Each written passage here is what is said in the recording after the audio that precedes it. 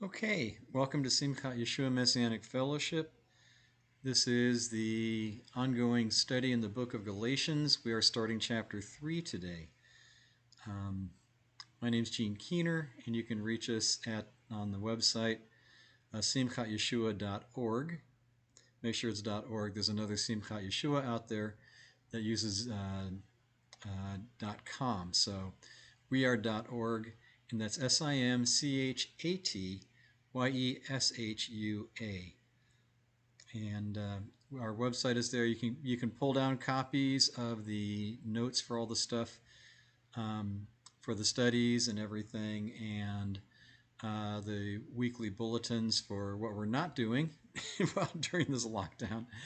Anyways, keeping track on just what's going on for people who want to see what's going on with the congregation. So currently we are not in our regular building.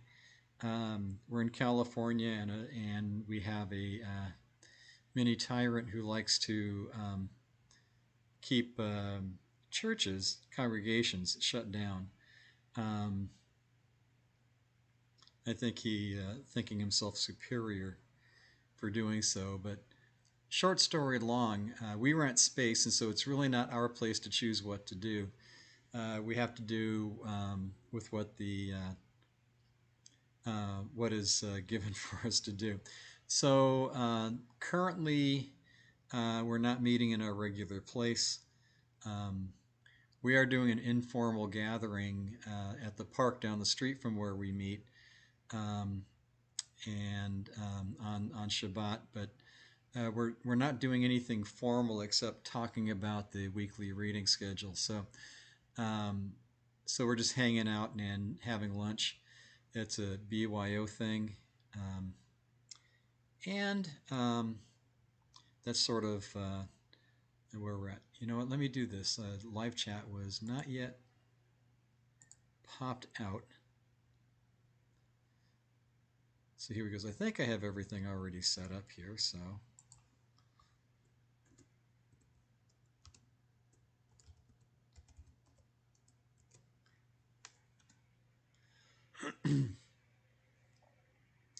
all right. We are pretty much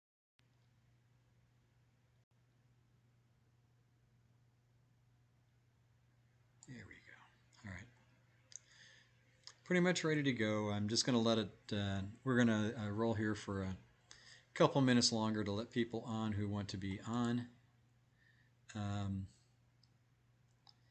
And one of the things I want to find out once you're on is how much delay do we have, because we've got it down to about a minute of delay from the time I'm speaking to the time that you're hearing.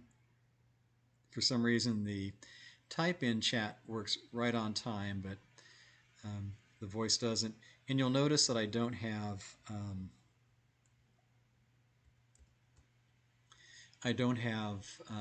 my talking face. I took out the video for the talking face just to try to save some speed and some bandwidth in case that's hanging things up, because we've had problems in the past and we still don't have it fixed. It seems like a lot of the other live folks have a delay of maybe as little as 5 seconds or something like that, which is okay. But we've had delays of 5 to 6 minutes on occasion and have no idea why that is. So we're trying to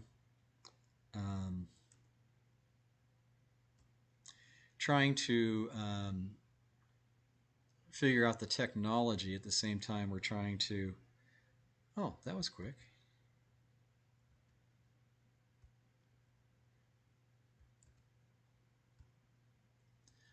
Okay. I think I just stumbled into how I can track my own timing on this, because if I look at the yeah, okay, so that's not even 30 seconds. That's pretty good. Maybe one of these days I'll try putting the video of my face back on. Not so much that you really want to see it, not so much that I need to have that kind of Oh, I see. We're still bouncing around there. Maybe it's not 30 seconds. Maybe it's more like a minute or so. Still. Anyways, make a short story long. I'd like to figure out how to get everything running properly and still have. So I noticed that it's a little bit boring if you're just looking at a static screen, and not that I'm anything exciting to look at, but um, it'd be nice to um, have something in motion or something. Um, so if it's going to be something movable, it might as well be my talking head, because it's sometimes a little easier to follow what's being said and what's going on, and I can actually maybe emote or wink or do something to show when I'm kidding or when I'm joking, and um, if I'm serious about something, maybe I can try to show that if I knew how to do that. So anyways, just going to go another minute or two, see who else is going to come on. So if you haven't already, go to the chat and say hello so that I know who you are, and I can talk to you as well as do what I do. So it's always nice. It's just kind of, for me, this is kind of hard because I'm so used to having interaction. It's so strange to just talk. And, you know, you have the opportunity to respond by typing into the chat, but it's not like talking to someone face to face. And, a lot of what I do is allow for people to talk in the studies, because people ask questions and people have something to add or to share, and that's usually pretty good. And so we want to have that going on here, but it doesn't always. Well, doesn't it all work when you have to type in your question? It's a very slow process, and it doesn't give a lot of room for detailed discussion, or maybe you have to explain something in a little bit of detail. So hang in there. It would be nice if we can do, maybe a live talking instead of typing kind of a thing. But that's somewhere down in the future. I'm still trying to figure out how to get this thing to work consistently. So let's it's 5 after, and let's go ahead and get started. Give me a moment to pull up. There we go. Pull up this, and then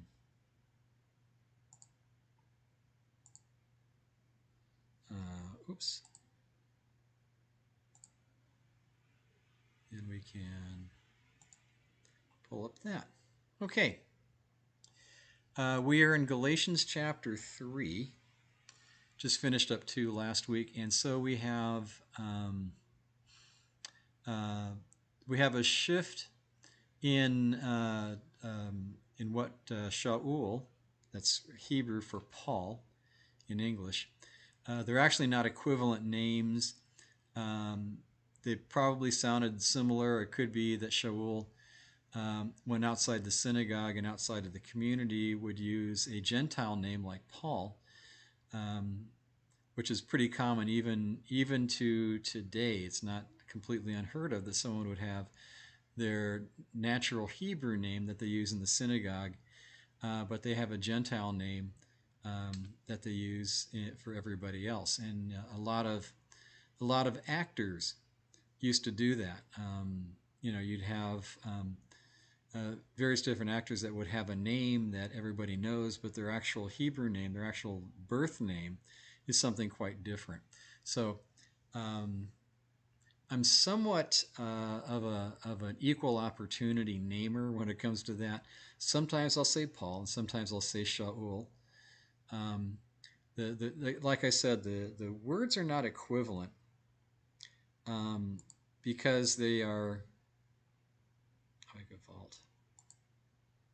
Okay, an ad popped up all of a sudden.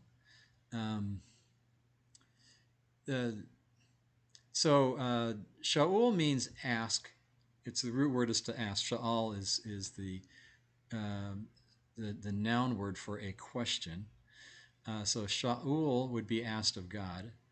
Um, Paul has none of that meaning. So, um, and that happens. You don't always have an exact Hebrew equivalent in a Gentile name.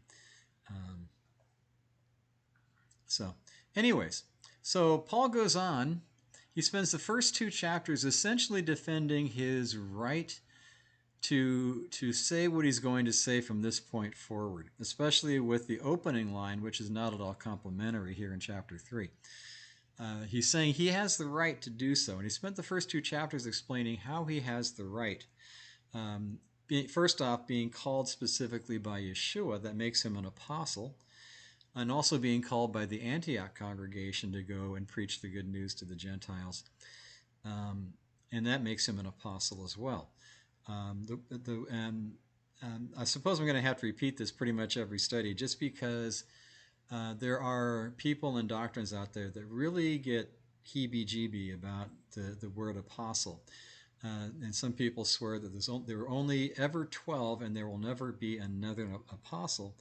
And yet you see the word used all the time in the Brit Hadashah, the New Testament, Brit Hadashah, where it's used somebody who's sent out for something. And that's really all apostle means, somebody who's sent out on a task. So in Acts 9, when Shaul gets laid out, as it were, Yeshua calls him to do stuff. Okay, that's an apostleship. That's a calling. And so was he one of the original 12? No. In one spot, Paul kind of hints that he thinks, he might qualify as the official replacement to Yehuda, to Judas, but no one ever seemed to pick up on that. So it's okay. Realistically, it doesn't matter. So Paul spends his time, first two chapters, explaining why he has the authority and the capability of doing what he's doing. Why he's going out to the Gentiles? He, the Pharisee of Pharisees, as he gives his pedigree. Why would he go to the Gentiles? Well, it makes sense. You think about it. The one we see most often speaking to the Jewish people is Peter, and he's basically a curmudgeon. His approach is, this Yeshua, whom you crucified, is indeed Messiah. Okay, and it takes someone with a direct, bold personality like that to tell Israel, this is your king. You better wise up to this point. Whereas when you get out of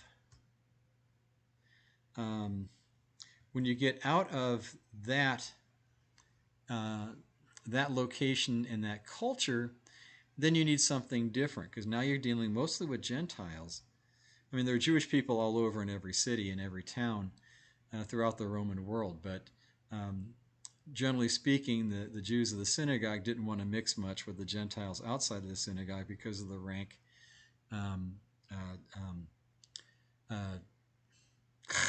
my brain's going 5 directions at once. The rank heathenism that's going on. And so what do you do with these Gentiles who do come to believe in Yeshua and do come to the synagogue and do want to clean up their act and learn? Judaism at that point treated Gentiles at an extreme distance. It was just assumed automatically Gentiles were filthy and had no redeeming qualities, and just best to leave them to die and go to hell on their own, because they're just unclean permanently. It takes somebody with the knowledge of Torah and the comparative knowledge of Pharisaism of that day to differentiate what is it the Gentiles need to know, what is it the Gentiles need to do now that they are saved.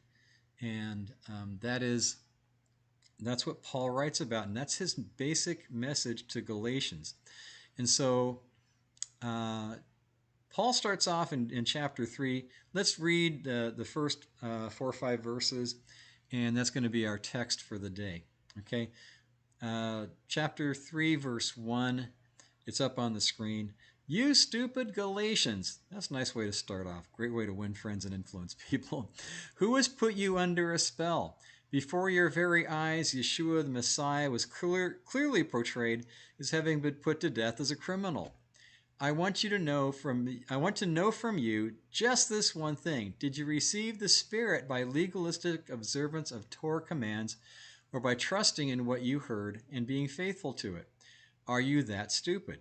Having begun with the Spirit's power, do you think you can reach the goal under your own power? Have you suffered so much for nothing? If that's the way you think, your suffering certainly will have been for nothing. And that's kind of where we end up for the day. Let me finish off verse 5 anyways for the section.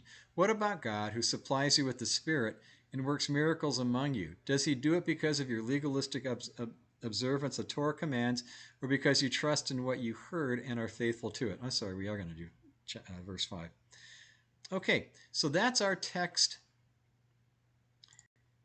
being read. Now let me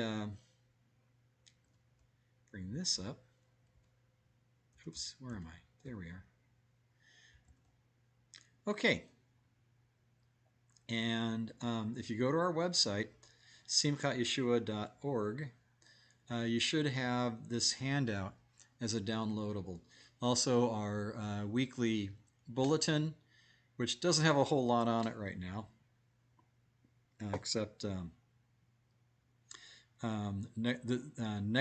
this week's reading, next week's reading, and a hopeful list of stuff that we're going to be able to do if we get a chance to get back into our congregation place and start doing regular services again. Okay, and that's SYMCHATYESHUA.org, all one word. That's the website. Okay, so you foolish Galatians. Okay, who has bewitched you that you should not obey the truth, before whose eyes Jesus Christ was clearly portrayed among you as crucified? Okay, so, O foolish Galatians, anoetoi, lacking understanding, you Gauls. Okay, Galatians, Gauls. Yes, Gauls. The Galatian people and the Gauls, whom you're thinking of, actually Celts were among the same group of people. They began in middle of Asia and migrated towards Western Asia into Europe and also down into what is now known as modern-day Turkey. And the region of Galatia is in the northern central area of modern-day Turkey. It was a Roman province by the name of Galatia at that time. So, Galatian and Gauls are, yes, the same. And another name for that same group of people were Celts. And we know Celts because they migrated from Eastern Europe up towards England and took over the islands, the British Islands and Ireland and Scotland. They're pretty much all Celts historically. And eventually ended up in Boston playing basketball. I know, I say that joke all the time. So anyways, that's where the Gauls came from. Okay, rhetorical analysis represents this section, chapter 3, verse 1 to 4:11, as Paul's presentation of the proofs of his argument. Those points designed... Ooh, tutu? No, we're not wearing a funny dress. Believe it or not, this is not the first time I've taught this. It seems like every time I find things I did wrong. Maybe I didn't change that because it's actually a citation of somebody else's commentary, but I'll fix it here because it drives me crazy. Okay. Those points designed to persuade his audience to return to their senses. Okay, so if you think oh foolish Galatians, or you stupid Galatians, as in the complete Jewish Bible translation. Um, it is, yeah, it is a bit tough. It is a bit harsh. But the idea is it's supposed to snap people into focusing on the issue, you know. And so Paul is saying, who was it that, put the wool over your eyes that you can't see the silliness of what they're doing to you? Okay. Um, who bewitched you? The Greek there is a baskanen. Again, don't ever trust my Greek. What I get comes out of a book, and even that with some tribulation. So, to speak ill of one, to slander, to traduce him, to cause humiliation or disgrace by making malicious and false statements, to bring evil on one by feigning praise or an evil eye, to charm, to bewitch. The term bewitched refers to the evil impact of spells or the evil eye, a jealous look with magical efficacy. Again, that's a commentary on defining what it means to be bewitched. In other words, who has mistreated you? Who has cast a spell on you? Who has cursed you because of their jealousy? Okay, who has done this to you? And then finish off the statement that you should not obey the truth. Okay, who has done this to you that you should not obey the truth? This is a constant problem within Messianic circles. It seems like every short while somebody invents something that may or may not even sound logical, but because as Messianics get to the point where we just get tired of hearing the old stuff, and we're so inclined to decline adherence to the old stuff, stuff that we came from as believers before we saw the truth of Torah, God's commandments, that we tend to be a little too willing to believe just anything anybody says. Hey, I just discovered this thing, or when it says this, it really means that, or God really wants Jews and Gentiles to not associate together, or there's just 100 different isms within Messianic Judaism that stem from people making up doctrines and other people not noticing that it's a made-up doctrine. So Paul's point is stick to the text, stick to the Bible, stick to God's commands, and don't get pulled aside by man-made traditions. And the thing that's common with all this ism is that they are man-made traditions. And we have some pretty substantial man-made traditions in Pharisaism of Yeshua's day, which is amazingly similar to Rabbinic Judaism and Orthodox Judaism of today. There is much that's the same. And the thing that they're trying to do to you every time is don't. I'm sorry, I'm getting a little sidetracked here because. Oh, no big. All right. Because I don't get to. Oh, Shalom, Gail. According to my records, there's 3 of us. Okay. And Ellen and Abigail just got in the door, so they're going to come and sit in and join us here. Okay. So that you should not believe the truth. And it's extremely frustrating when you're trying to teach what is true and what is biblical, and people come in with all kinds of crazy stuff and absolutely uncategorically demand that everybody believe them because they say so. And it one of the downsides of having an open discussion format is some people take the opportunity to try to drag everything into their direction, and which on one hand is frustrating, but on the other hand it gives us all a chance to see ridiculous doctrine as it's being presented, and poorly conceived and poorly designed doctrines that people make up. So in a way, it's a learning curve. The sad part, though, is sometimes someone might think that it's something valid because someone else is saying, oh, yeah, it's true. So this is what's going on to the Galatian region, the Gentiles that are living amongst the Jewish people in the synagogues. They're being told they have to become Pharisees in order to be fully part of God's family. They really won't completely belong until they make a conversion. And the last thing to do with the conversion process is to take a circumcision. This is why Paul talks about circumcision in Galatians. He's not talking about the biblical commandment. He's talking about I keep wanting to say rabbinic, the Pharisee instruction that you must be circumcised after you've done your mikvah, your baptism, after you've been accepted into the community to be a Jew. Okay, and that's true even in Orthodox circles today. And that's the argument that is being made then and being made now, that you are not fully proper until you convert to their system.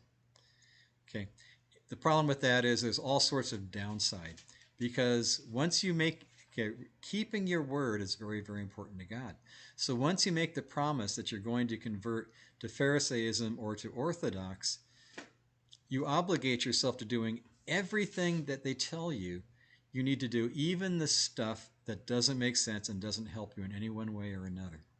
Okay, or could just is actually asking you to break the commandments of God in order to do their tradition. Okay, so who bewitched you that you should not obey the truth? Okay, in Galatia, some of Paul's converts had sold themselves out, exchanging their allegiance to Yud-He-Vav-He, or Yehovah, if you want to pronounce it, for the legal fences built by the Pharisaic authorities. Understanding this, Paul called some among the Galatian community bewitched, a very strong term meaning duped, as if magically put under a spell. This is a commentary. Okay. And this is okay, and this is the difficulty, the frustration that Paul is having, and I can relate when people take off in a wrong direction and just will not let go of the idea that what they're holding on to is not even biblical. They won't accept that it's not even biblical. They're just going to grab onto it, or they'll have a very spurious translation of one particular word in the Bible and build their entire life doctrine off of that. Anyways, before whose eyes, perhaps a remez, a hint to Yeshayahu, Isaiah 11:10, and I threw that in there just for citation. And in that day there shall be a root of Jesse, who shall stand as a banner to the people, for the Gentiles shall seek him, and his resting place shall be glorious. Someone ought to put that to a song or something like that. So it's before whose eyes, it's it can be a hint to Isaiah 11:10. There's always play on words and hints. Paul does that a lot, and it's a perfectly good Pharisaic tradition to take bits and make hints, take bits of the scripture and make hints of them to mean something else. In fact, we run into the same thing, as we read the yearly reading cycle time and again.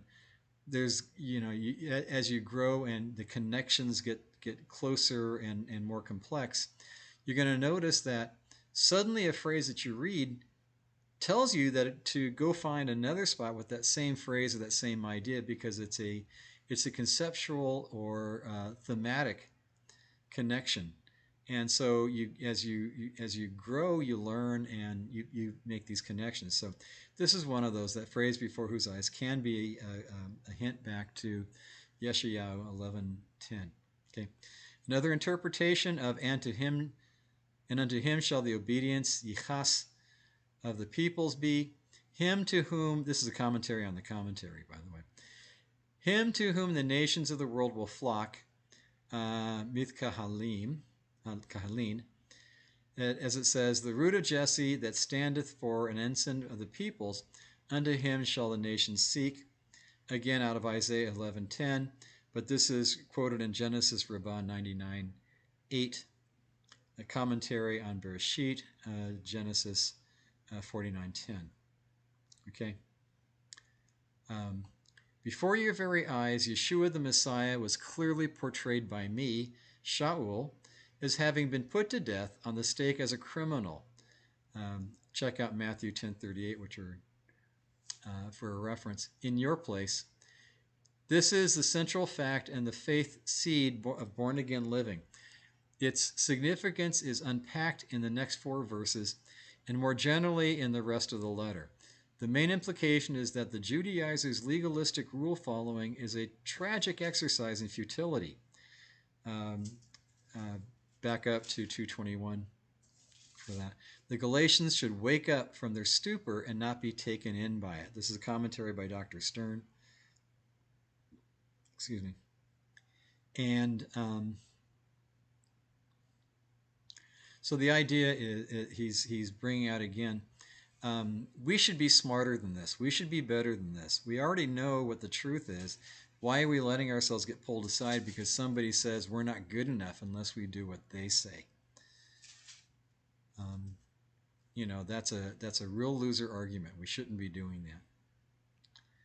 Okay, verse 2. This only I want to learn from you. Whew, that's biting terminology. Did you receive the Spirit by the works of the law or by the hearing of faith? Okay, or a different translation. I want to know from you just this one thing. Sometimes when you're in trouble with your parents as a kid, they would give you a line like this. I just want to know this one thing. Did you actually go to where you say you were going? And you're in trouble. What Shaul does here is very Jewish. He announces he is about to ask just one question, then asks 5. Yeah, okay.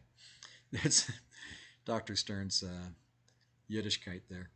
Okay, did you receive the Spirit? Okay, the sign of entry into the kingdom. Notice receiving the Spirit was a sign of entry into the kingdom. We have the Spirit in us.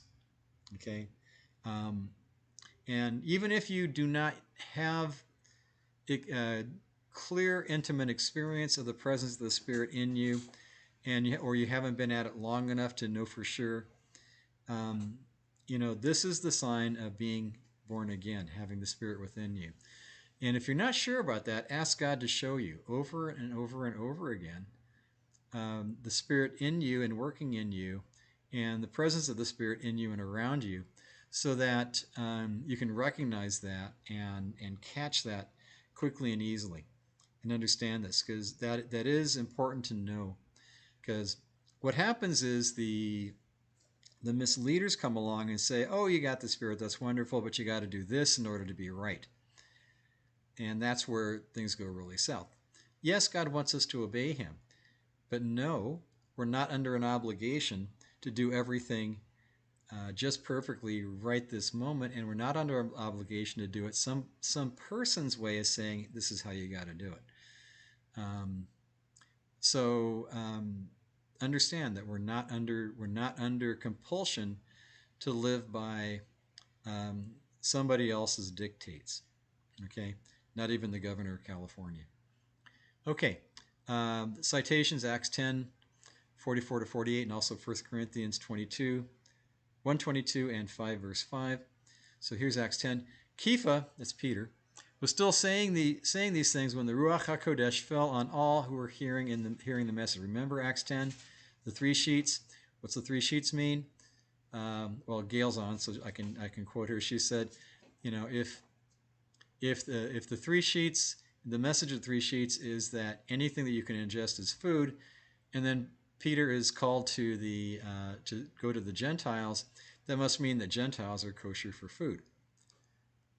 That, or there is another explanation. And right here we have Peter's explanation. So verse 45 and going on. All the believers from the circumcision faction who had accompanied Kepha were amazed that the gift of the Ruach HaKodesh was also being poured out on the Goyim, the Gentiles. For they heard them speaking in tongues and praising God. Kepha's response was, is anyone prepared to prohibit these people from being immersed in water? After all, they have received the Ruach HaKodesh, just as we did. And he ordered that they be immersed in the name of Yeshua the Messiah. Then they asked Kepha to stay on with them for a few days. Okay, so what's going on here? This is conversion and immersion in the Gentile setting. Notice there wasn't a rule saying you have to follow the rules of the Pharisees to be proper, but rather, just get into the Bible. Acts 15, when we get into it, that's the clear explanation of what do you do with Gentiles now that they're believers. Okay, Acts 15 basically says clean up your pagan act enough where you can be tolerated in the synagogue. Go in the synagogue and start learning from Moses, from Torah, okay, from the written commandments. And so the idea is you're born again, that's wonderful, and it's wonderful, you belong to God. Now start learning how to live as part of the family. But it's a start learning process, not get all this or else you're not one of us challenge. Okay. 2 Corinthians 1:21. Moreover, it is God who sets both us and you in firm union with the Messiah. He has anointed us, put his seal on us, and given us his spirit in our hearts as a guarantee for the future. Also 5:5. Moreover, it is God who has prepared us for this very thing and has pledged given us his spirit. So the giving of the Spirit to everybody is the promise. And that's what's being given. Now, some people try to add burdens and stumbling blocks on people by saying you have to speak in tongues to demonstrate that you have the Spirit in you. Nowhere is that stated as a doctrine. Okay, so please understand that. Nowhere it's stated as a doctrine that is within the Bible. So you do see an evidence of the presence of the Spirit of people speaking in various tongues. Happened in Acts chapter 2, happens here in Acts 10, but it was never established or stated as a doctrine that must be the only sign. Okay, so if you're a believer and you know you're filled with the Spirit and you know that speaking in tongues is something you don't do, relax, you're still in the family. Okay, so let's go on. By the works of the law or by hearing of faith. How did you get to where you are? By the works of the law and by the hearing of faith. Ma'aseh HaTorah, or the works of the law. A Pharisaic term referring to the actions of the rabbis which set precedents for their rules. Notice their rules. He, Paul, argues from the indisputable empirical fact that they have received the Spirit in order to convince them that no further validating action is required to ensure their status as God's children. Okay, this is huge. This is the central part of the whole argument. Again, Paul, argues from the indisputable empirical, not imperial, it's not margarine, empirical fact that they have received the Spirit in order to convince them that no further validating action is required to ensure their status as God's children. Having once entered God's court, why should anyone wish to seek for an alternative form of admittance? Okay? And again, this is the argument that those who want to entrap you and enslave you will tell you that you are not fully accepted until you become like them. A Pharisee or an Orthodox or a Rabbinic or whatever ism that's out there, even within Messianic circles, they'll tell you if, you can't really be one of them unless you agree that the world is flat. Whatever the ism that's going on, none of that's necessary. You already have, you already are family, period. Okay. Another commentary. In my reading and studying of the Hebrew Scriptures, I have yet to find one place that requires us to submit to the authority of those that, 1, add to or change the teachings of the written Torah, and 2, refer to the law of Moses not as an authoritative code of law, but as a mere source of law for the purpose of deriving new laws. Okay, again, this is what you're being faced with in Pharisaic times at that time, and the same thing, Orthodox or rabbinic things going on today. They want you to believe that the Bible is actually secondary to the teachings of the rabbis. And that might sound like a shock to you, but that is actually what's going on. And so, we have no need to supplant the Word of God with the thoughts of men.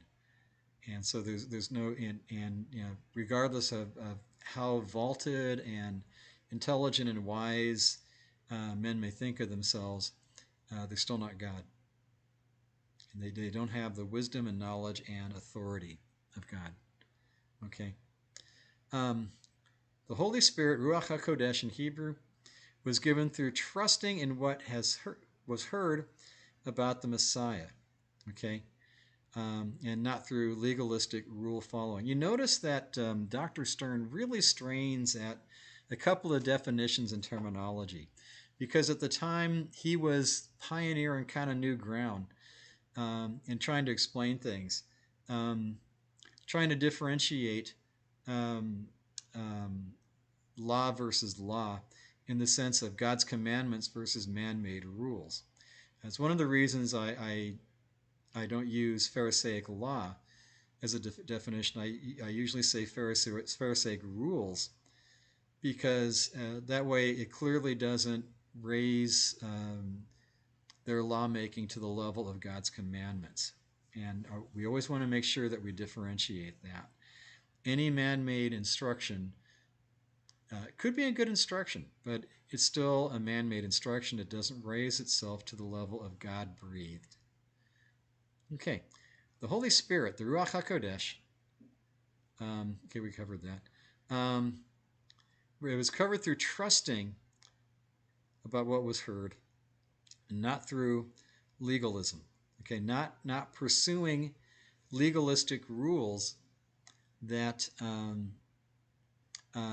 that somehow you would produce in yourself the kind of relationship with God that you were seeking. That didn't exist. It doesn't exist. Okay. This also compares well to Romans 10:17. So trust comes from what is heard, and what is heard comes through a word proclaimed about the Messiah. Okay. So understanding what Yeshua has done for us, and accepting that and embracing that. That's Isaiah 53:10. If you look upon the sacrifice of Yeshua, and you call upon God to say, I want that to count for me, He will make it count for me. Or if you want to say you want it to count for you, He'll make it count for you. Okay? So that's the point of where your salvation occurs, because you look upon what Yeshua did, His sacrifice for our redemption, and you ask God to make that work for you. Okay? Okay. Verse 3, are you so foolish? Again with the foolish. Okay. Having begun in the Spirit, are you now being made perfect by the flesh? Perfect argument, by the way. Perfect argument. Are you trying to create in the flesh the perfection just to get into heaven? Remember, we are bidden to follow God's commandments as a lifestyle. We are asked to obey. In fact, it's a very high ethic for us to obey God. Okay? But our obedience is based as a result of our redemption. We're not seeking obedience to become saved, but it's because we're saved that we wish to please God with all of our efforts and thoughts. And so that's what we're talking about. That's what this phrase means. Okay? So having begun in the Spirit, being touched by the Spirit of God, how are you going to improve on that? If God is in you, dwelling in you, how are you going to improve on that? How can you improve on that? You can't make the relationship any closer. Okay? You can get better at walking in that relationship, but you don't create a better relationship with God once He puts the Spirit in you. Okay? Foolish, question mark. Hebrew scriptures define a fool as one who does not delight in sound reasoning and discernment, but one who scorns good sense. A definition culled from reading these two passages, Proverbs 1:7 and Proverbs 18:2. Okay, Proverbs 1:7, the fear of Adonai is the beginning of knowledge, but fools despise wisdom and discipline. 18, sorry, that's 1:2 and then 1:7. Yeah, and 18, then 18:2. A fool takes no pleasure in trying to understand. He only wants to express his own opinion. Ooh, okay. I need to add that to my list of ideas we should have in mind and we're having our open discussions, because in order for open discussion to work well, you have to have a certain amount of self-discipline.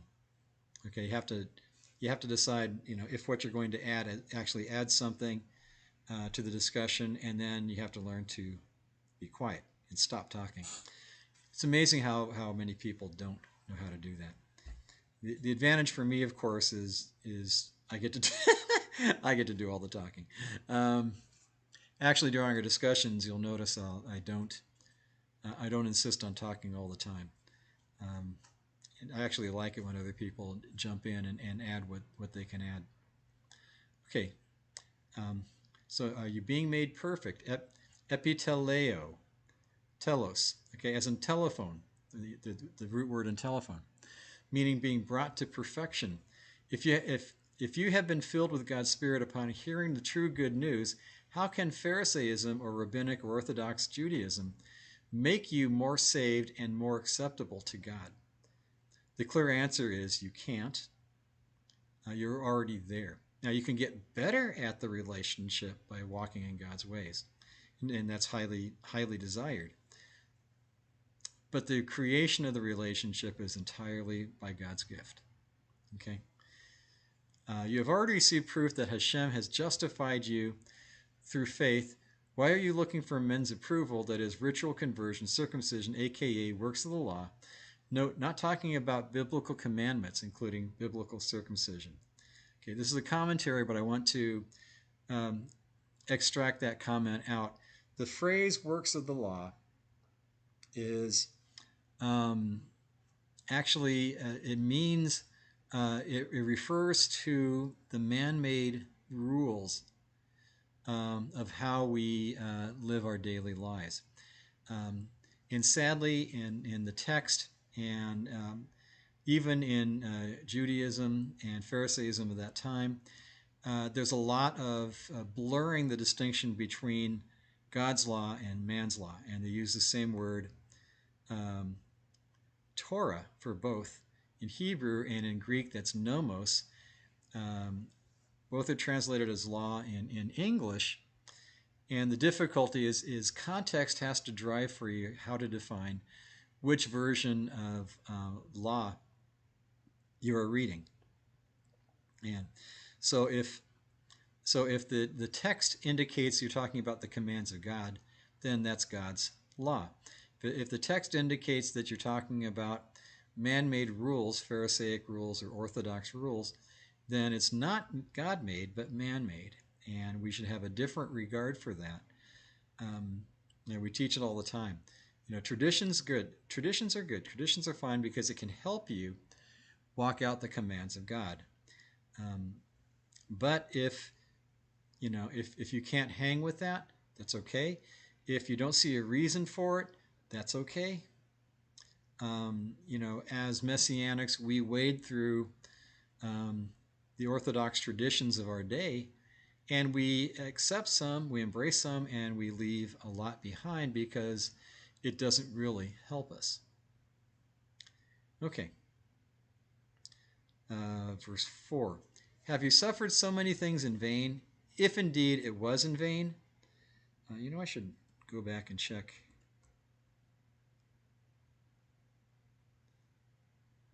Oh, Gail adds a comment. Everyone must be out hoarding and preparing for the final lockdown. That may be. That or they're out buying Goya products so they can send it to food banks. Let's see, verse 4. Have you suffered so many things in vain? Indeed, if indeed it was in vain, suffered so many things, although not specified, we can assume the Galatian Gentiles suffered the same persecution and misunderstanding we suffer from family, work, non-Messianic Jews, and non-Messianic believers, period. Okay, my own commentary. Okay. Because, we suffer stuff all the time, and we are constantly faced with choosing between God's ways and our families or our work, the things we want to do and we would like to do, except that we're enjoined not to do them because everyone always picks things for Sabbath, and and it just never fails. So understand that this is nothing new, that we have to choose many times between God's ways and friends, family, and other acquaintances. Okay. As an appeal to the reader's own experience, would constitute the ultimate eyewitness argument and was rhetorically effective. This is, believe it or not, a guy by the name of Dr. Keener, his commentary, the InterVarsity Press commentary. I was surprised to see that title on a book, that name on a book. Anyways, an appeal to the reader's own experience, rhetorically effective. Basically he's asking a question.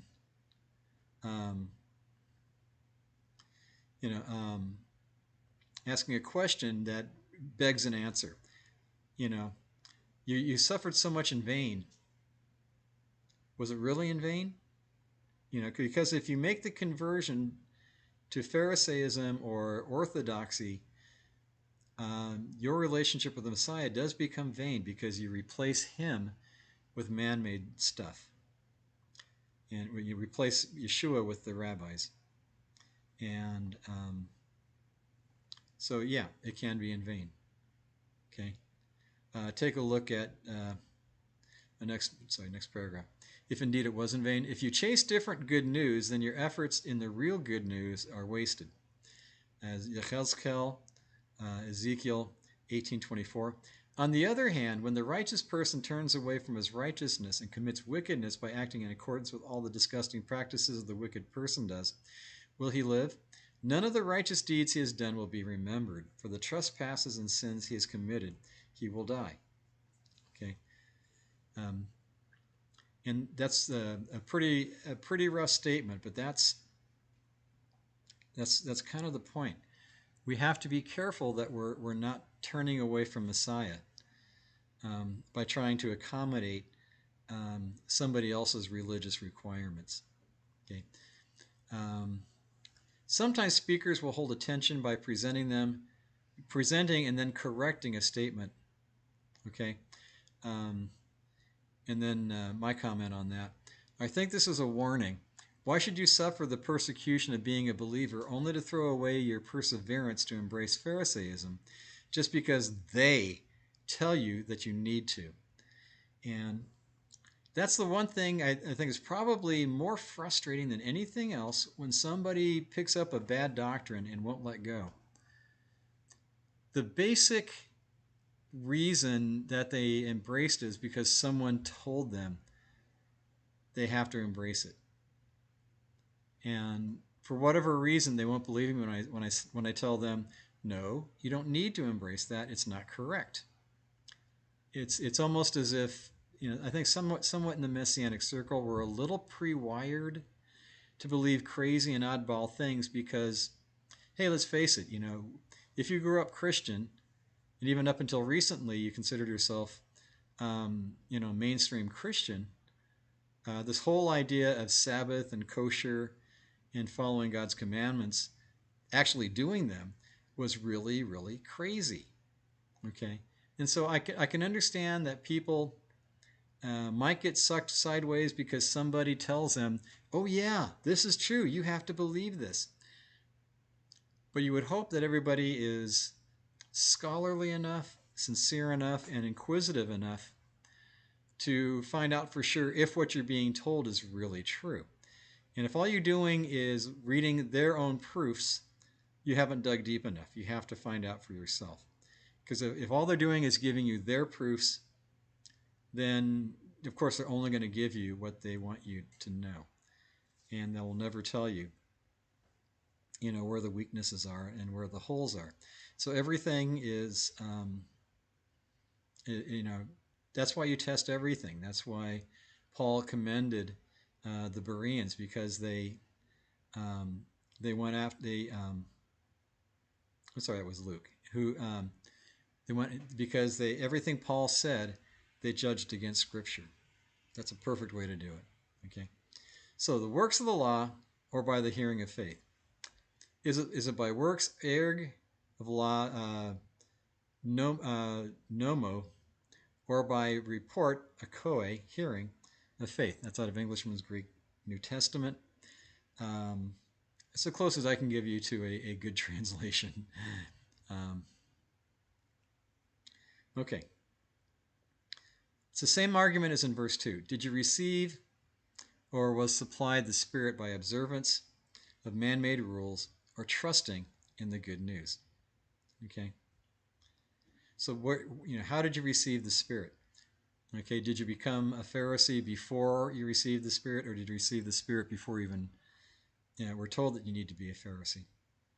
Okay, which came first?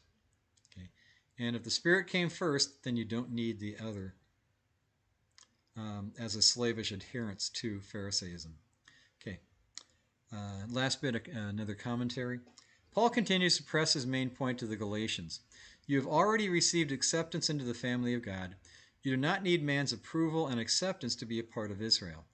Not only does nomos in Greek not always mean Torah, the Second Temple Hebrew, the word Torah does not always mean God's instruction.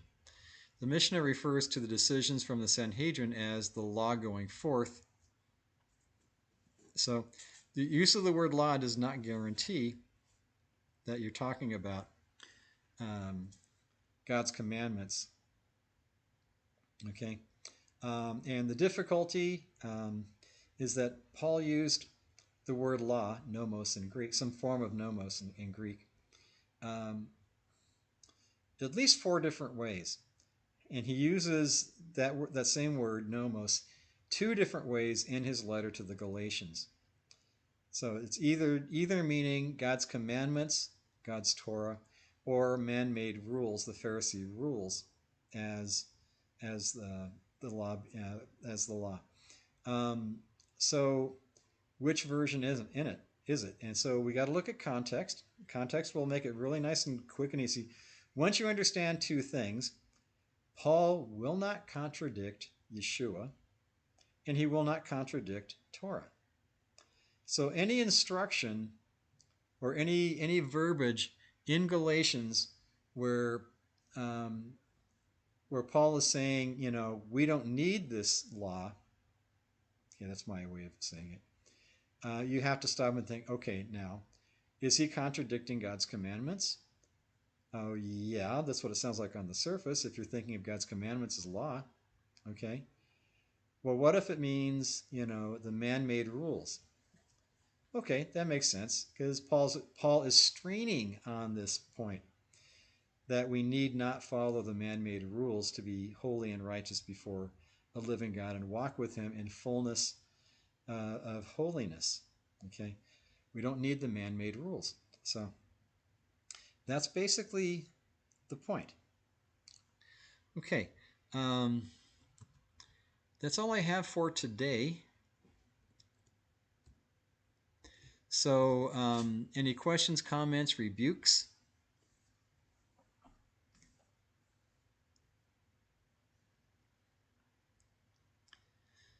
Okay. Nobody has, if I were smart, I'd remember to mention that a couple different times, to type in your questions, comments, and rebukes, so I can deal with it as I go, or at least deal with it here towards the end. That's okay. What I'm going to do is, if you have any other questions, comments, issues, rebukes, or whatever, I'm going to hang on here another minute or 2 before I shut down, just so whatever there may be in the way of a delay from the time I say it to the time you hear it, that'll all get out. And so I'm going to actually just go quiet right now and Actually, not quite right this second, come to think of it. I just remembered I have to do my YouTube thing. Be sure to like, subscribe, to tell others about our live chat here. And there should be a bell on the page there somewhere that you can click. And that'll mean you get notified whenever we go live. Um, and also, since this isn't Sabbath, I'll mention it. If you care to support the congregation in any way, shape, or form, you can go on the website, simchatyeshua.org, and there's a way to donate directly through PayPal, or you can send a check through the mail. Um, just be forewarned that as far as going through the mail, um, if it's not crazy enough that we're not allowed to meet in our regular rented place, um, even our mail doesn't go to the regular place. The post office where we had our PO box um, is now torn down. They haven't decided whether or not they're going to replace it yet. And so Gail, poor lady, has to go find where the mail's out and chase it down once in a while. So yeah, we will get the mail, but it's not always consistently quick. Um, so just be aware of that. So if you want to make a donation through PayPal, it's quick and easy. You don't even need to have an account. You can do that as a guest. A PayPal account, I should say. Okay, that's all I have to say. God bless you. Thanks for coming out. And I'm going to go quiet for a few minutes just to make sure that everything that's said here gets it out to the recording and to you before I close everything off. Okay? Shalom.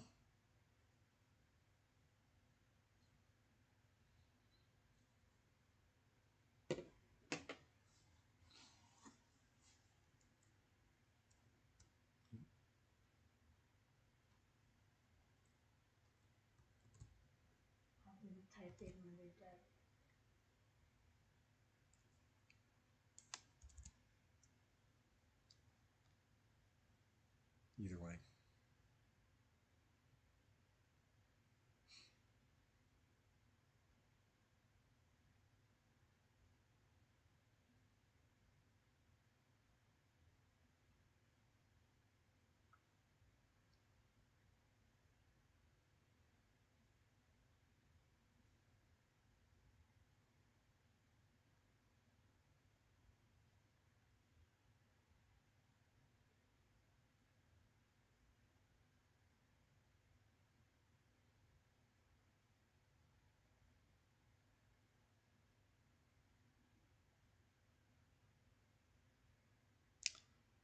About one more minute should do.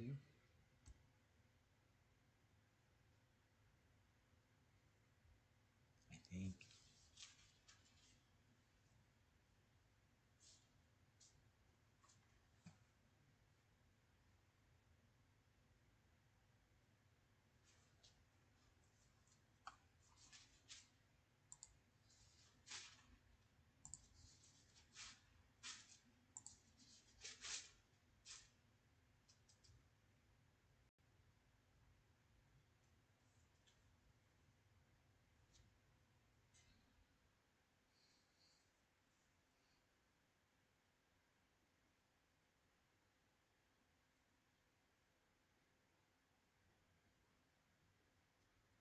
Hmm.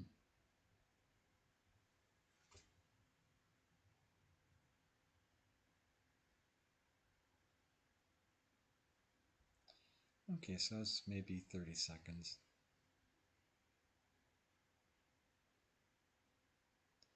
That should be good to go.